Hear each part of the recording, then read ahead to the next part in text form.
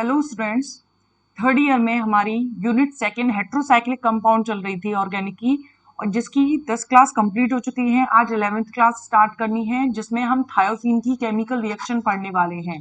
10th class तक class 10 जो डाली थी उसमें थायोफीन की केमिकल रिएक्शंस हो चुकी हैं। तो हमारा हेट्रोसाइक्लिक कंपाउंड 5 मेंबर्ड रिंग में एक पायरोल और एक फ्यूरेन, उसकी complete synthesis method, chemical reaction, aromaticity और स्ट्रक्चर कंप्लीट हो चुकी है। और थायोफीन की हमारी क्या कंप्लीट हो चुकी है? Synthesis method. आज स्टार्ट करते हैं हम थायोफीन की केमिकल रिएक्शंस। थायोफीन की केमिकल रिएक्शन से उसी तरह से हैं जैसे कि हमने फ्यूरेन और पायरोल में पढ़ा था। फ्यूरेन और पायरोल में भी हमने सबसे फर्स्ट में योगात्मक अभिक्रिया पढ़ी थी, तो सबसे फर्स्ट इसमें भी हम योगात्मक अभिक्रिया के बारे में डिस्कस करेंगे। तो सबसे फर्स्ट है इसमें योगात्मक अभिक्रिया। योगात्मक अभिक्रिया या एडिशन रिएक्शन। एडिशन रिएक्शन, योगात्मक अभिक्रिया या एडिशन रिएक्शन में क्या होगा? पाई बॉन्ड्स टूटेंगे। एक पाई बॉन्ड के टूटने से 2 सिग्मा बॉन्ड का निर्माण होगा। तो मैं अगर थायोफीन की स्ट्रक्चर बनाऊं तो कैसी होगी थायोफीन की structure? CH double bond, single bond, CH double bond, यहाँ पे CH, ये CH और ये सल्फर, ये जुड़ गया। अब हम क्या करेंगे, यहाँ से पाई बॉन्ड्स को ब्रेक करेंगे।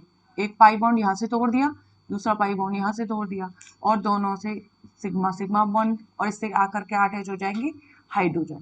तो अब हमने क्या किया, यहाँ पर लिखा 2H2, मतलब कितने हाइड्रोजन जुड़ेंगे? 4 हाइड्रोजन। किसकी उपस्थिति में जुड़ेंगे? पैलेडियम की उपस्थिति में हाइड्रोजनीकरण करवाएंगे। तो इन स्थितियों पर क्या जुड़ जाएगा?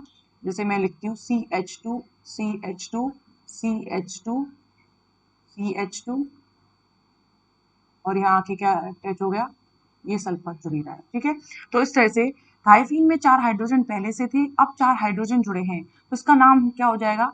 Tetra hydro, tetra hydro furan, sorry thiophene, tetra hydro thiophene, या फिर इसको कहते हैं थायोफेन, थायोफेन, या इसको हम कह सकते हैं थायोलेन। ओके, यहाँ पर योगात्मक अभिक्रिया थायोफीन की फर्स्ट हो गई। इसके बाद हम योगात्मक अभिक्रिया रेनी निकल की उपस्थिति में भी करवा सकते हैं। जैसे अगर इसी में मैं सेकंड लिखूं रिएक्शन, उत्प्रेरक रेनी निकल की उपस्थिति में अगर हाइड्रोजनीकरण करवाते हैं, देखो जैसे मैंने ये बनाया थायोफीन,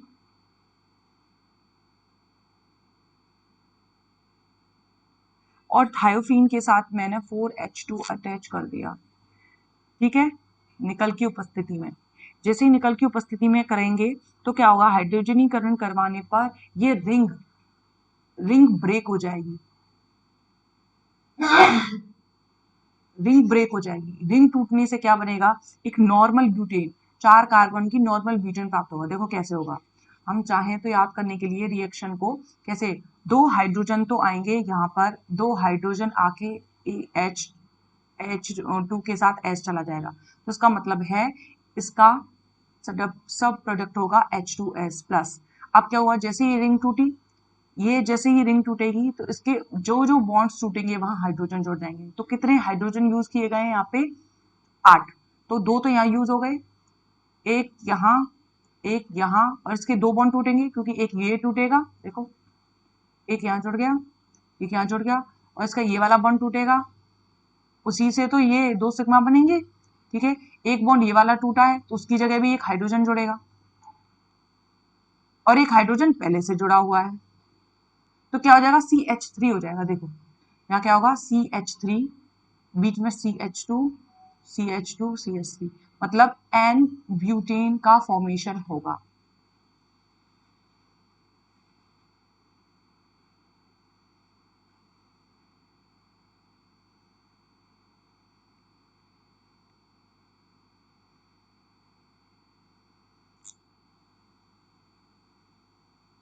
ओके स्टूडेंट्स, उसके बाद हम आगे स्टार्ट करते हैं। जैसे हमने फ्यूरिन में पढ़ी थी लास्ट, इलेक्ट्रॉन स्नेही प्रतिस्थापन अभिक्रिया, इसमें भी हमें इलेक्ट्रॉन स्नेही प्रतिस्थापन अभिक्रिया पढ़नी है। तो अब स्टार्ट करते हैं सेकंड प्रकार की रिएक्शन, इलेक्ट्रोफिलिक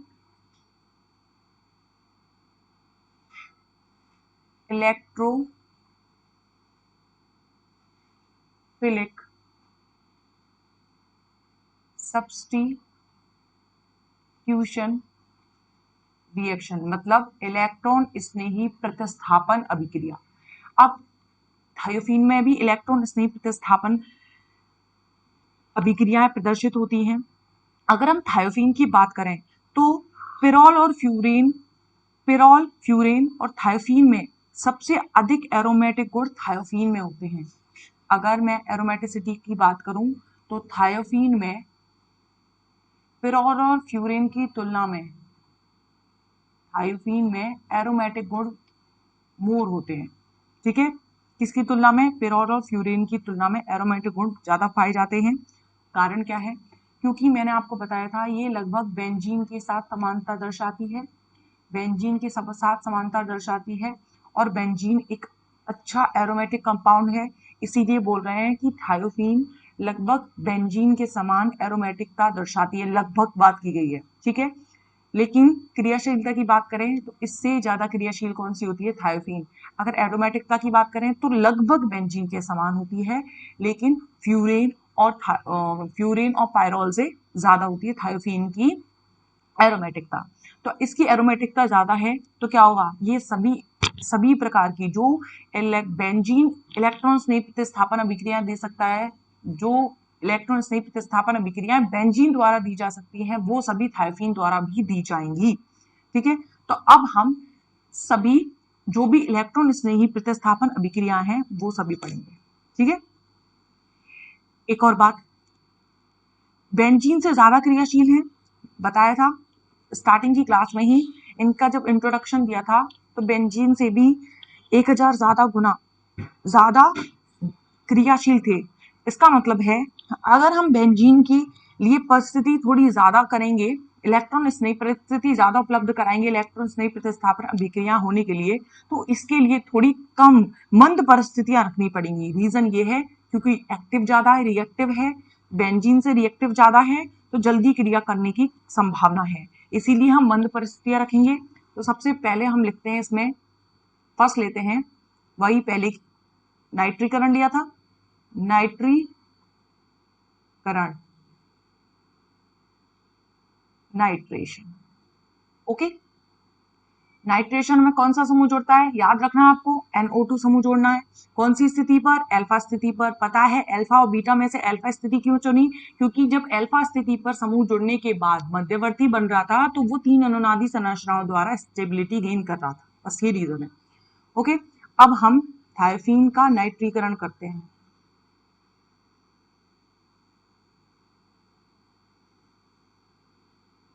ये थायोफीन लिया, अगर थायोफीन की अभिक्रिया सधूम HNO3 के साथ करवाई जाए, सधूम का मतलब है उसमें SO3 गैस घुली हुई है, मतलब उसमें कुछ गैस की मात्रा है, सधूम। ठीक है, जब सधूम HNO3 के साथ करवाई जाती है, सधूम नाइट्रिक अम्ल के साथ करवाई जाती है, किसकी उपस्थिति में? CH3CO का होल 2 O की उपस्थिति में करवाई जाती है, तो उसकी अल्फा स्थिति पर NO2 समूह अटैच हो जाता है और नाइट्रीकरण हो जाता है।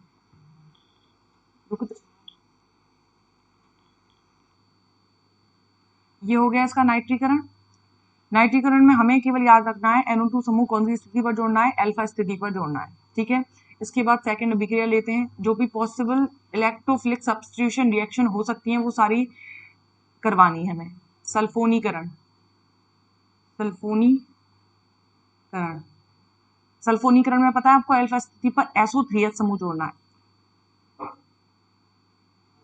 सल्फोनेशन, सल्फोनेशन थायोफीन लिया मैंने, ये थायोफीन। अब थायोफीन की अभिक्रिया में H2SO4 के साथ करवाऊंगी, सल्फ्यूरिक अम्ल के साथ करवाऊंगी। ठीक है, हमें थोड़ी मंद परिस्थितियों में ये इलेक्ट्रोफिलिक सब्स्टिट्यूशन रिएक्शन करवानी है, क्योंकि थायोफीन मोर रिएक्टिव है लाइक बेंजीन, नहीं मोर रिएक्टिव है बेंजीन से भी, लेकिन एरोमेटिसिटी बेंजीन की तरह होती है, लगभग बेंजीन के समान है, इसलिए बेंजीन जो एरोमेटिक बेंजीन जो इलेक्ट्रोफिलिक सब्स्टिट्यूशन रिएक्शन देता है वो थायोफीन भी दे सकता है, लेकिन बहुत जल्दी क्रिया करके, ठीक है। तो मंद परिस्थितियां रखनी है। तो हमने इस बार H2SO4 लिया है, जैसे ही H2SO4 से अभिक्रिया होगी आपको याद रखना है केवल इसकी अल्फा स्थिति पर क्या जुड़ जाएगा, SO3H, बस केवल ऐसे ही याद रखना है आपको, ठीक है। नेक्स्ट है हेलोजनीकरण।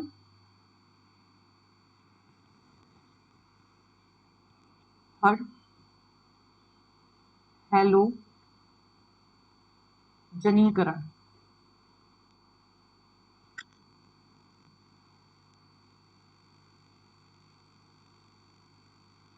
हेलोजिनेशन। हेलोजिनेशन में क्या होगा, हेलोजन ग्रुप जुड़ेगा। तो देखो मैंने लिया एस क्या ले लिया, थायोफीन। जब थायोफीन की अभिक्रिया मैंने ली Cl2 से करवाई, क्लोरीनीकरण करवाया, टेम्परेचर रखना पड़ेगा हमें -30 डिग्री सेल्सियस। जैसे ही इस टेम्परेचर पर हमने रिएक्शन करवाई तो क्या कंपाउंड बनेगा, देखो तो इसका क्लोरीनीकरण होकर अल्फा स्थिति पर Cl जुड़ गया। ये भी पॉसिबल है कि इसकी दोनों अल्फा स्थितियों, मतलब ये वाली भी तो अल्फा स्थिति बताई थी मैंने आपको, तो इस अल्फा स्थिति पर भी क्या हो जाएगी, Cl परमाणु जुड़ जाएगा। ये हो गया क्लोरीनीकरण। लेकिन आपको बात याद रखनी है कि थायोफीन का क्लोरीनीकरण करते समय हम करवाते तो प्रतिस्थापन है, क्या करवाते हैं, प्रतिस्थापन करवाते हैं, लेकिन उत्पाद बनता है योगात्मक उत्पाद। योगात्मक उत्पाद बनेगा तो उसमें क्या होगा, पाई बॉन्ड्स ब्रेक होंगे और उससे सिग्मा बॉन्ड्स का फॉर्मेशन होगा। तो हमें तो चाहिए प्रतिस्थापित उत्पाद, सब्स्टिट्यूटेड प्रोडक्ट, लेकिन अगर ऐसा होगा तो हम ये इस रिएक्शन को करवाएंगे क्यों, इसीलिए हमें स्पेशल कंडीशन रखनी पड़ती है। हमें टेम्परेचर कितना रखना पड़ता है, -30 डिग्री सेल्सियस अगर हम टेम्परेचर रखेंगे तो उस कंडीशन में जो हम चाहते हैं वो प्रोडक्ट हमें मिल जाएगा। ओके, इसके बाद इसमें थायोफीन लिया मैंने, फिर से थायोफीन लेने के बाद मैंने इसका ब्रोमीनीकरण करवाना चाहा, तो ब्रोमीनीकरण करवाने के लिए हमें इसमें NBS का यूज करना पड़ेगा। NBS की फुल फॉर्म लिख रही हूं, एन ब्रोमो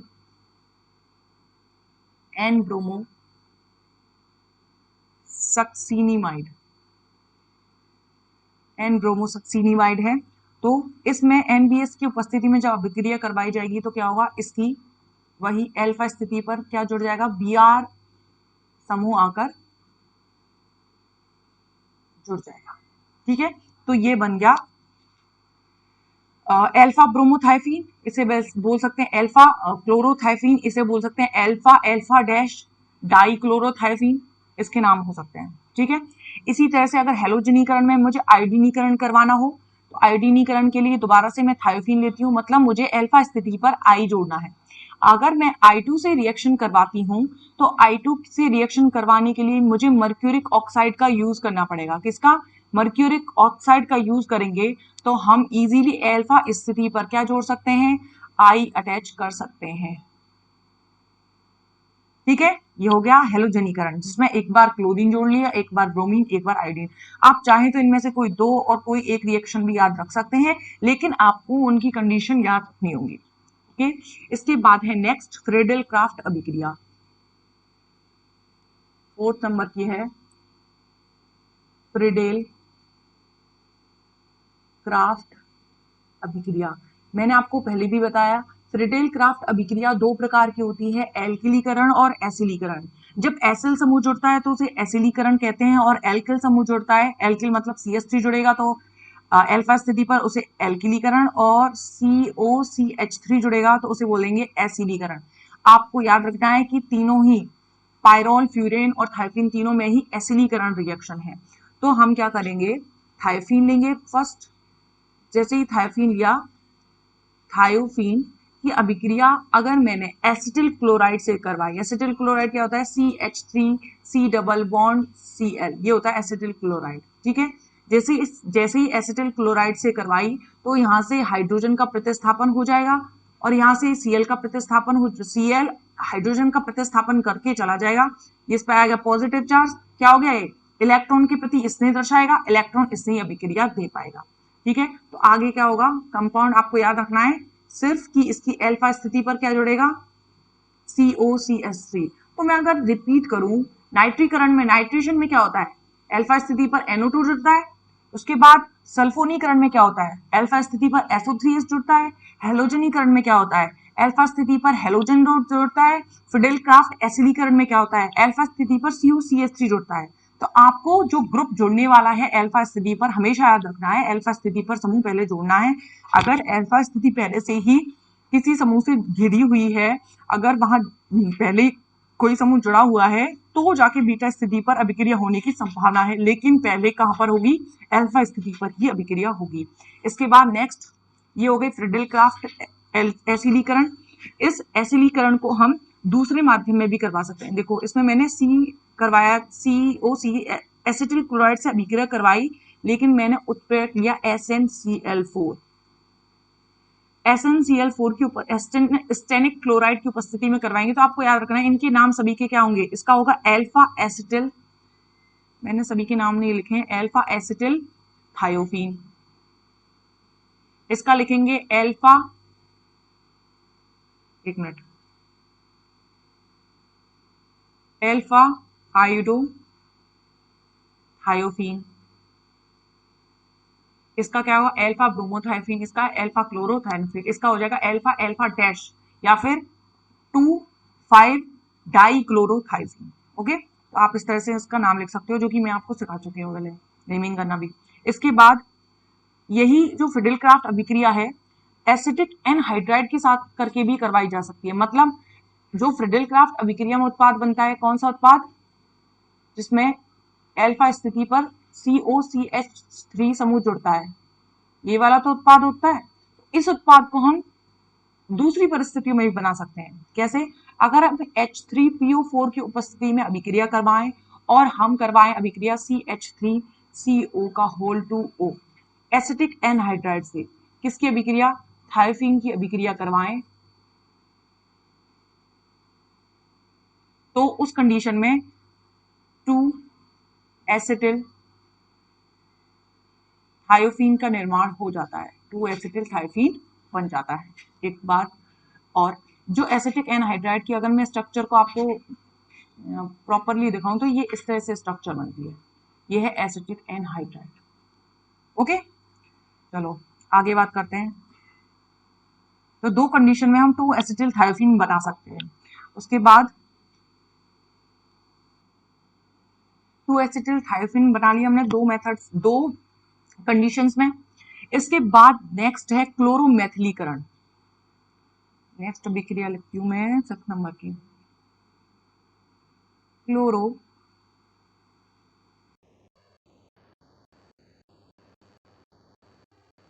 मैथिलीकरण। क्लोरोमेथिलीकरण में हम देखो क्या करेंगे, सल्फर अटैच कर दिए, बन गया हमारा थायोफीन।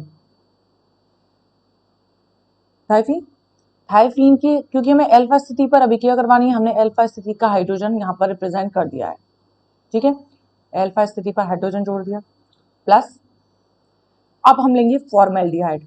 फॉर्मेल्डिहाइड से हमें अभिक्रिया, आपको याद रखना क्लोरोमेथिलीकरण में फॉर्मेल्डिहाइड और HCl के साथ अभिक्रिया करवानी है, तो हमने लिया फॉर्मेल्डिहाइड। फॉर्मेल्डिहाइड क्या होता है, C डबल बॉन्ड OH, ये होता है फॉर्मेल्डिहाइड। तो मैं इसको CH2 इस तरह से भी रिप्रेजेंट कर सकती हूँ, देखो O डबल बॉन्ड CH2, ये लिख दिया है मैंने, CH2 डबल बॉन्ड O, यही है फॉर्मेल्डिहाइड, ठीक है, मैंने फॉर्मेल्डिहाइड लिख दिया। फॉर्मेल्डिहाइड लिखने के बाद मैंने लिया HCl और इस रिएक्शन को आगे प्रोसीड करवाया। जैसे ही आगे रिएक्शन होगी तो यहां से H, यहां से O और यहां से H क्या निकल गया, H2O माइनस H2O निकल गया। और ये देखो जैसे ये CH2 है इसके दो बॉन्ड टूटे हैं तो ये दोनों तरफ बॉन्ड बनाएगा, एक Cl से बॉन्ड बनाएगा, एक तरफ बेंजीन थायोफिन रिंग से बॉन्ड बनाएगा। तो क्या जुड़ेगा समूह? CH2Cl। तो मैं बना देती हूँ, क्या बनेगा देखो, S S, ये मैंने जोड़ दिया। और अब देखो क्या है, इस वाले बंद से ये वाला एक बंद बन जाएगा इसका CH2, क्योंकि इसके दो बॉन्ड टूटे हैं CH2 के। इसी तरह इसका दूसरा वाला बॉन्ड इस Cl के साथ बॉन्ड बना लेगा, मतलब Cl। तो आपको याद रखना है, क्लोरीनी क्लोरोमेथिलीकरण में एक मैथिल और एक क्लोरीन समूह जाके जुड़ेगा। कैसे जुड़ेगा मैंने आपको बता दिया, ठीक है। इसके बाद नेक्स्ट है फॉर्मिलीकरण।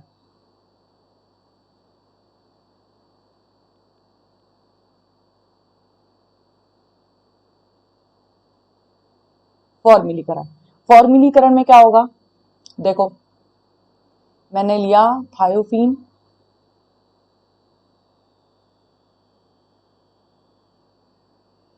थायोफीन मैंने इसके H को रिप्रेजेंट कर दिया है, ठीक है। अब इसकी अभिक्रिया मैंने POCl3 की उपस्थिति में डाई मेथिल फॉर्मामाइड के साथ करवाई। अब डाई मेथिल फॉर्मामाइड क्या होता है उसको मैं बनाऊंगी, अभी किसकी उपस्थिति में करवाई है मैंने? POCl3 की उपस्थिति में। अब बीच में हम बनाएंगे डाई मेथिल फॉर्मामाइड, तो होता है HCON और CH3 का होल 2, ये हो गया डाई मेथिल फॉर्मामाइड। जैसे ही हम इस अभिक्रिया को आगे प्रोसीड करवाते हैं तो यहां से हाइड्रोजन का फॉर्मिल समूह मतलब CHO समूह जोड़ना है हमें। CHO समूह जोड़ेंगे, ये H समूह प्रतिस्थापित होगा और CHO समूह जुड़ेगा। पहले प्रोडक्ट बनाते हैं, लिया सल्फर,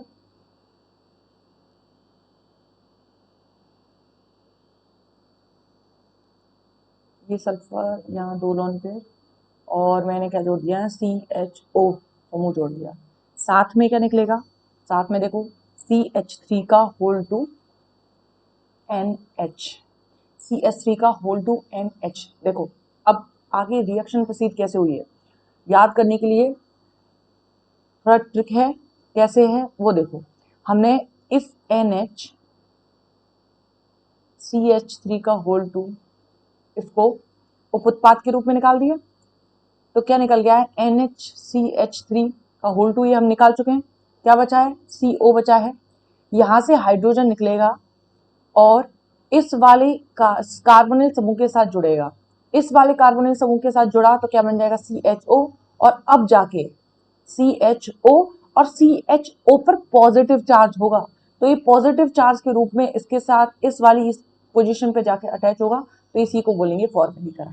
तो याद करने की थोड़ी ट्रिक है, इसकी मैकेनिज्म इस तरह से कंप्लीट नहीं होती है, प्रोसीड नहीं होती है। ये थोड़ी ट्रिक है, इजीली आप याद कर सकते हैं। सिर्फ आपको ये याद रखना है कि ये वाला समूह आपको निकालना है, ठीक है।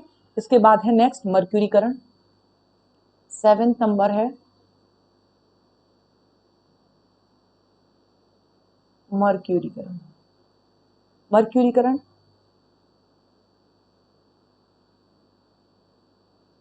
Mercuration,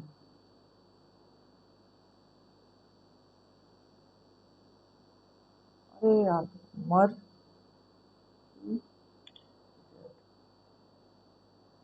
mercuration.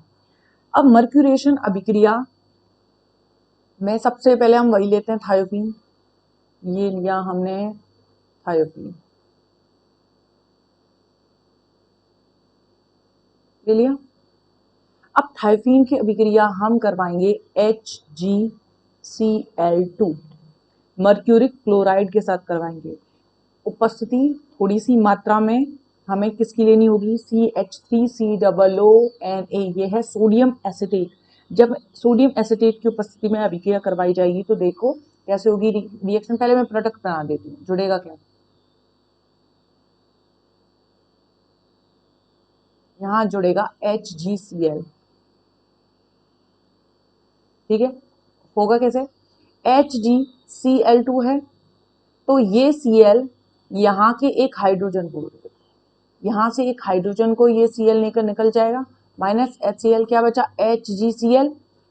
अब देखो एक मिनट और, जब मैंने कहा है HgCl2 है, ये बॉन्ड टूटा, बॉन्ड के इलेक्ट्रॉन इस पे गए, minus Cl minus H plus को लेके चला गया, इस पे माइनस आ जाएगा, तो मैं इसको हटा देती हूँ। देखो इसमें माइनस आ गया, ये बॉन्ड हटा दिया मैंने, इसी तरह इसको हटा दिया, इस पे माइनस आएगा तो इस पे प्लस, ये इलेक्ट्रॉन इस नहीं के समान व्यवहार करेगा और जाके कहाँ जुड़ जाएगा, इधर तक, बस मर्क्यूरीकरण हो गया। ठीक है, HCl निकलेगा। इसके बाद मर्क्यूरीकरण के बाद एक अंतिम अभिक्रिया है जो है नॉर्मल ब्यूटिल लिथियम के साथ अभिक्रिया। देखो 8 पॉइंट, नॉर्मल ब्यूटिल लिथियम के साथ रिएक्शन, नॉर्मल ब्यूटिल लिथियम के साथ रिएक्शन। देखो जैसे ही नॉर्मल ब्यूटिल लिथियम के साथ रिएक्शन करवाई,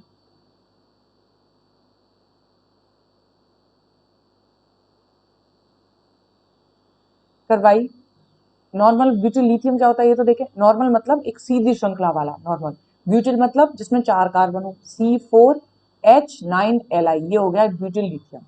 जब हम इसके साथ अभिक्रिया करवाएंगे तो क्या होगा, देखो यहाँ पर एक हाइड्रोजन जुड़ा होता है, ठीक है, तो क्या होगा, यहां से C4H9 और यहां से एक H, क्या निकल जाएगा, C4H10 माइनस C4H10 निकल गया। C4H10 निकलेगा, बचेगा Li जाके इस पोजीशन पे जाके जुड़ जाएगा, Li जुड़ गया, Li आके जोड़ दिया, तो ये उत्पाद बन गया 2 ब्यूटिल लिथियम उत्पाद, 2 लिथियम थायोफीन, क्या बनाया, 2 लिथियम थायोफीन का फॉर्मेशन हो गया। ठीक है, अब ये 2 ब्यूटिल, इस प्रकार जो कार्ब ये प्रोडक्ट है, इस प्रकार के यौगिकों को बोलते हैं कार्ब लिथियम यौगिक। क्या है ये, कार्ब लिथियम, कार्बन के साथ, या फिर क्या बोलते हैं, एक मिनट,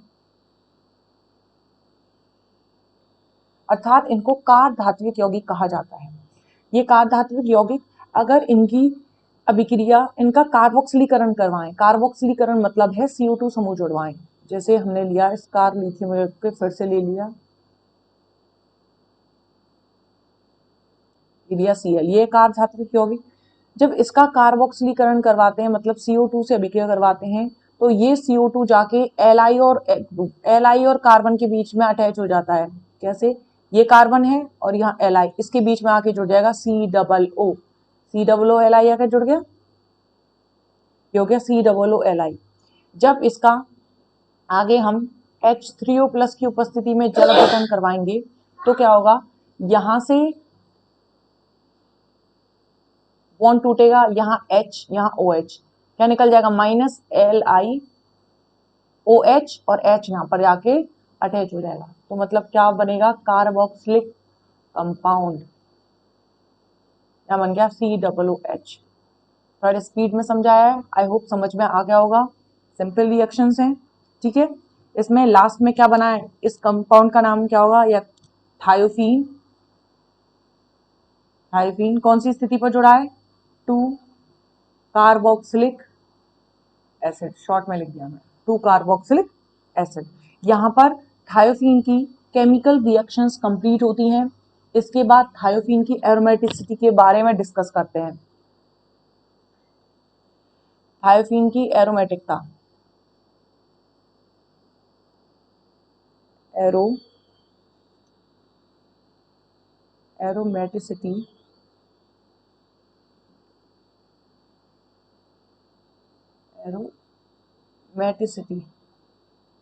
ऑफ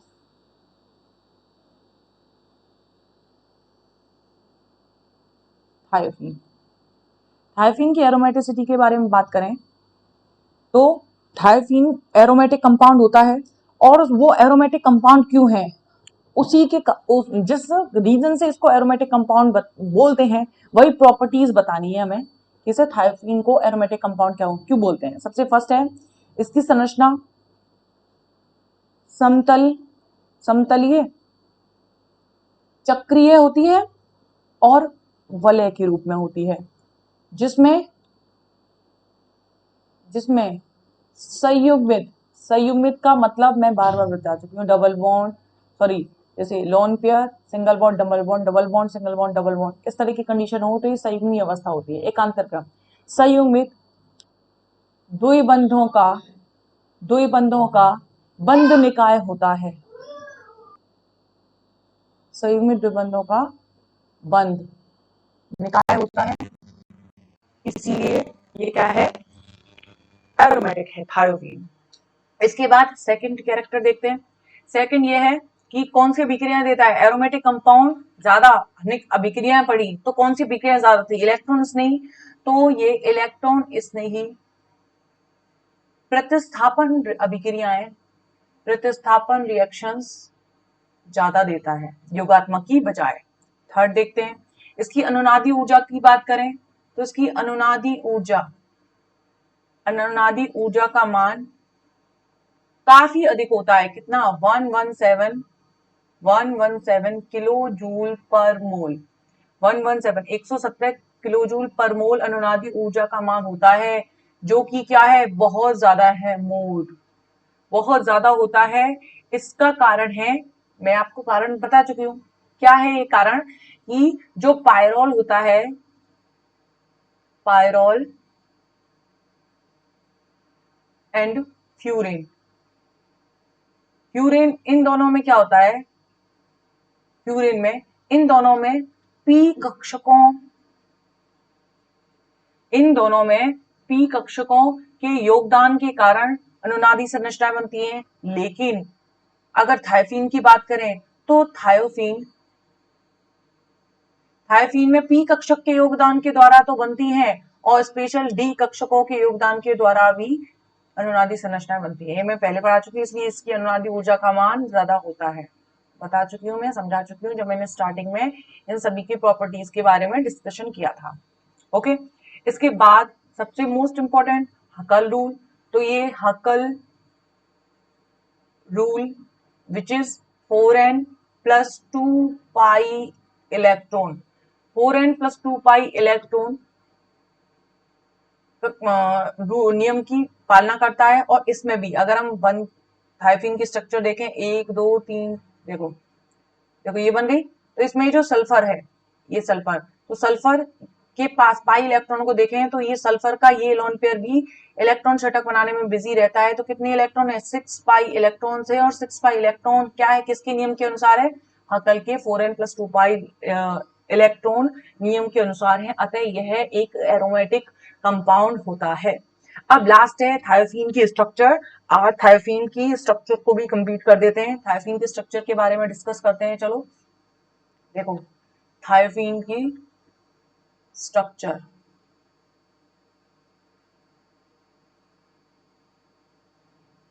स्ट्रक्चर ऑफ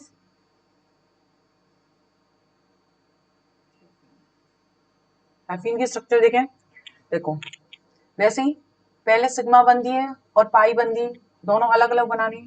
पहले मैं उसकी नॉर्मल स्ट्रक्चर बना देती हूँ। ये बनाया मैंने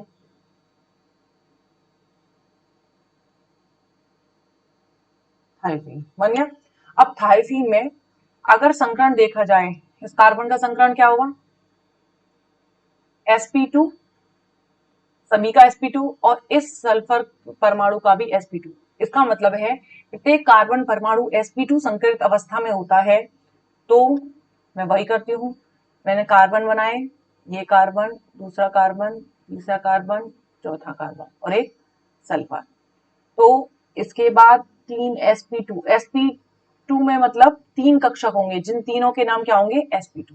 ठीक है, तो प्रत्येक कार्बन के पास sp2 संकरित कक्षक, इसके पास दूसरा sp2 संकरित कक्षक और इसके पास तीसरा sp2 संकरित कक्षक। हो गया।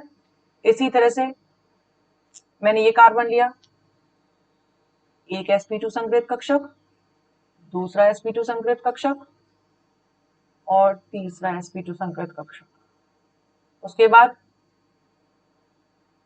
एक sp2 संकरित कक्षक, दूसरा sp2 संकरित कक्षक और तीसरा sp2 संकरित कक्षक। ओके, अगर इसकी बात करें तो इसके पास भी एक sp2 संकरित कक्षक, दूसरा sp2 संकरित कक्षक ये रहा और तीसरा sp2 संकरित कक्षक ये रहा। अगर सल्फर की बात की जाए तो सल्फर के पास एक sp2 संकृत कक्षक ये रहा, एक sp2 संकृत कक्षक ये रहा, और इसका एक sp2 संकृत कक्षक यहाँ पे होता है। ठीक है, मैंने सबको अलग अलग कलर से बनाया है। ठीक है, अब इसके बाद देखो, इनको भी मैंने डिफरेंट कलर से बनाया, ऐसा, अब इसके बाद के साथ ब्लू,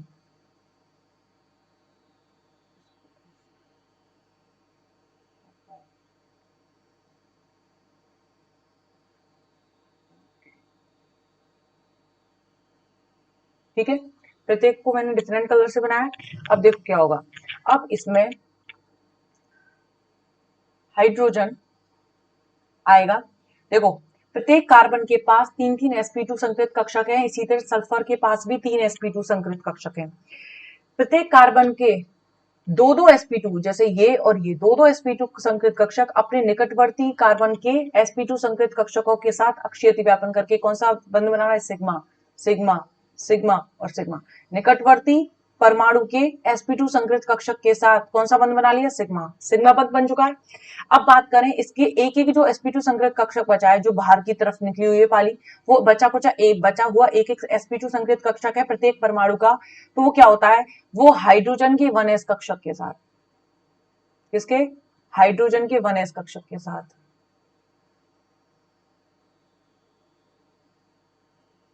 हाइड्रोजन के 1s कक्षक के साथ अक्षीय अतिव्यापन करके सिग्मा बंध, हाइड्रोजन के 1s कक्षक के साथ सिग्मा बंध, इसकी बात नहीं कर रहे अभी हम, हाइड्रोजन के 1s कक्षक के साथ यहाँ पे भी सिग्मा बंध, और हाइड्रोजन के 1s कक्षक के साथ यहाँ पे भी क्या बन गया, सिग्मा बंध बन गया। अब इसके बाद 1 मिनट,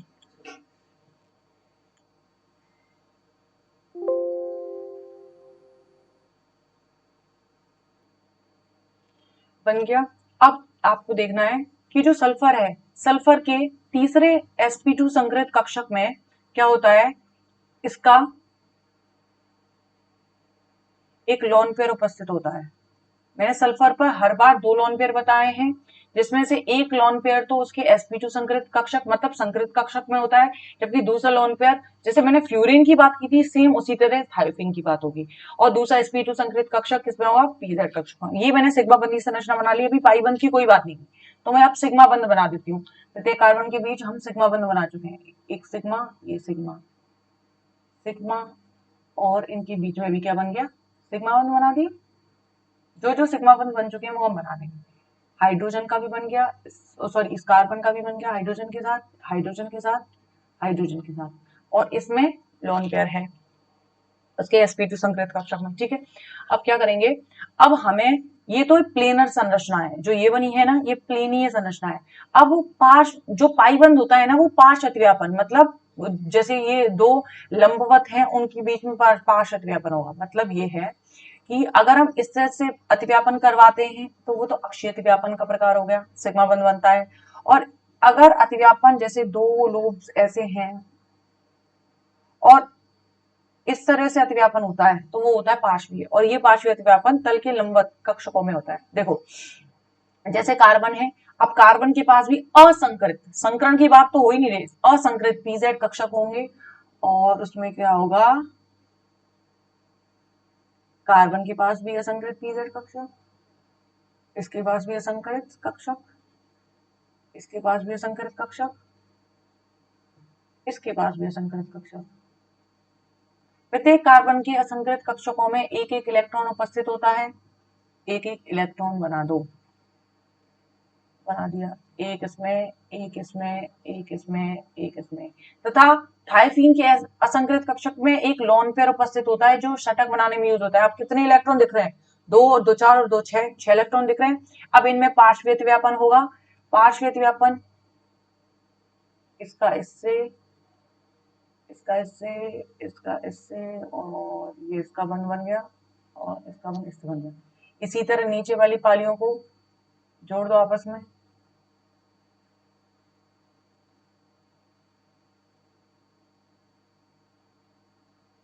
ये तो ये स्ट्रक्चर बन चुकी है। अब इसमें जो एक लोन पेयर था सल्फर का, वो तो sp2 संकृत कक्षकों में था जैसे ये दिख रहा है, और एक लोन पेयर है वो असंकृत pz कक्षकों में है जो इलेक्ट्रॉन षटक बनाने में यूज हो रहा है। ठीक है, ये हो गई थायफीन की स्ट्रक्चर। नोट्स में नहीं है, आपको वीडियो में से ही थायफीन के स्ट्रक्चर को बनाना होगा।